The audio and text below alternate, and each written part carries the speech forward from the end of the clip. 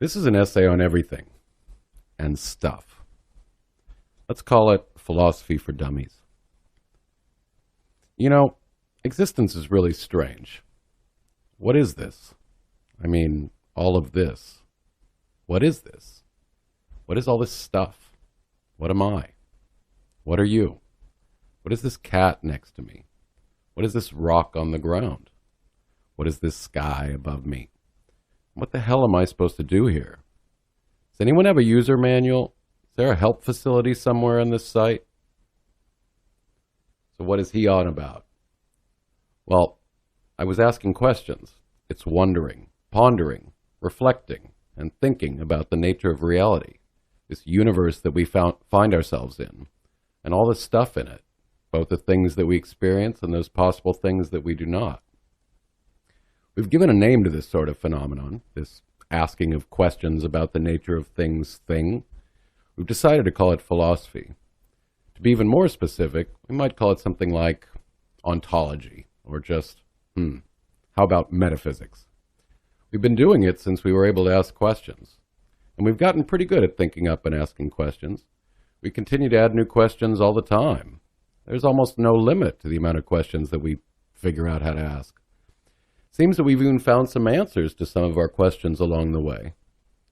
One answer seems to be that we are things in a particular universe, like thing, and that we are the sort of thing that is capable of asking questions.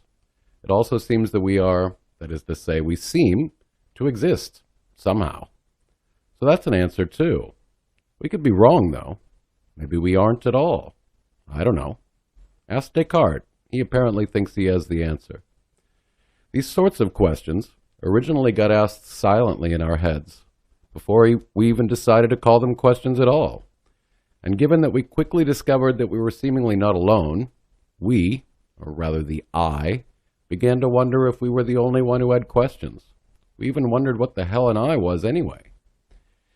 In addition to having questions, we also discovered that we needed stuff. We desired stuff.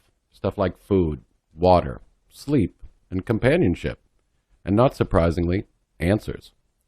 And we needed a way to tell others that we had questions and needed stuff. We quickly discovered that using our bodies and making noises went a long way to solve some of those problems, but we needed a better way. So we invented things like language and art. We started inventing words to represent all the things and ideas that we experienced and that occurred within the confines of our collective skulls. Moreover, we found that even words were not sufficient to express our condition. So we began to dance. We whistled.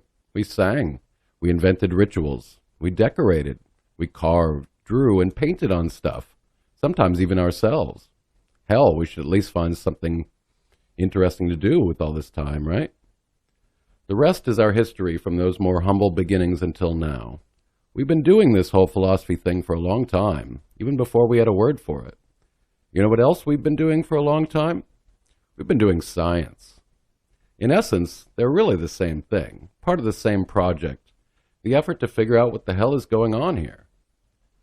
Philosophy and science are really just the collective inventions of our brains, minds capable of caring and trying to figure out what things there are, how those things are, and how those things work.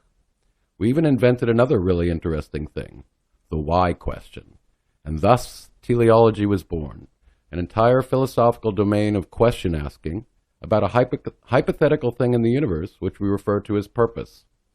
Is there such a thing as purpose? Are we here for a reason? Are we supposed to do anything in particular? And if so, does everything have a purpose? Does the universe itself have a purpose? What of a rock? When asked, some children even today seem to intuit this notion of a purpose, and often say things like a rock's purpose is for animals to use them to scratch an itch.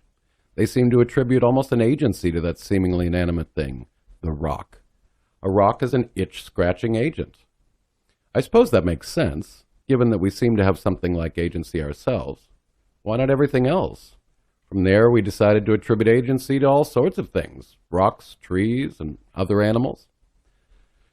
And, something like a god could really come in handy here for a number of reasons, not the least of which is a really fine and satisfying answer to all of our questions. So we invented religion to answer all the questions with just a single answer. And maybe we're wrong about that why question. Maybe we should just rather content ourselves with and accept the notion that we simply are and try to figure out what all the things are and how they work. And this also made us ask another really interesting question. Is there something intrinsically different about a rock, a plant, a cat, and us? Are they the same sorts of things? If not, what are their distinguishing characteristics? Let's call plants, cats, and us life, maybe even biology. And let's call rocks and moons and stars, all this non-living or inanimate stuff, inanimate things. And what about life? Are plants somehow different than cats? Are cats somehow different from humans? What are those differences? Maybe we should create different categories or different types of life. It must be special though, right? I mean, rocks and plants don't really create categories or ask questions, do they? And at some point, we also figured out and understood that we also do another really interesting thing. We feel. We emote. We suffer. We love. We care. We hate. We fear. We're scared. And alas, we die. It seems that all of those other living things we categorized as life or biology also die. That seems to be a ubiquitous trait of biology. For some reason, rocks don't seem to die, because they never seem to really be alive in the first place. Although they do change over time. We seem to share that trait with rocks. We've discovered some other really weird stuff too, like time, spatial dimensions, black holes, quantum entanglement, and gravitational waves. What the hell is that stuff? And mathematics? Did we invent that or did we discover it? In trying to understand all these things, we noticed a phenomenon that we now call cause and effect, that things seem to have causes, and that causes can give rise to certain outcomes. For example, children. Children seem to be the occasional outcome of people having sex. Sex seems to be the cause of children. Children seem to be an effect of sex. Sort of like communicable diseases, but a bit different nonetheless. Oh shit, diseases? What the hell are those? Can we prevent them? We noticed and came to learn about all sorts of cause and effect relationships in the world we seem to live in. So we now consciously look for other patterns to see if we can find more causes and better understand and predict outcomes or effects. It's almost as if part of what we are, in addition to being a question-asking thing, is also a pattern-matching thing, a sort of strange problem-solving thing with agency. It's as if we're built to try to figure out how to survive and minimize the chances of death and suffering. So if we did have something like a purpose, or rather a function, it might be to try to survive. And then we started wondering how a universe should be, and thought about stuff like values and morals and ethics and stuff. So we decided to invent axiology. We also figured that we needed to get better at answering all of these questions that we wonder about. We thought maybe we should probably try to come up with some useful and consistent methods to be more effective at problem solving, at pattern matching, at getting the stuff we need, at answering our questions, a way to learn about how to know stuff. So we invented epistemology. And there you have it.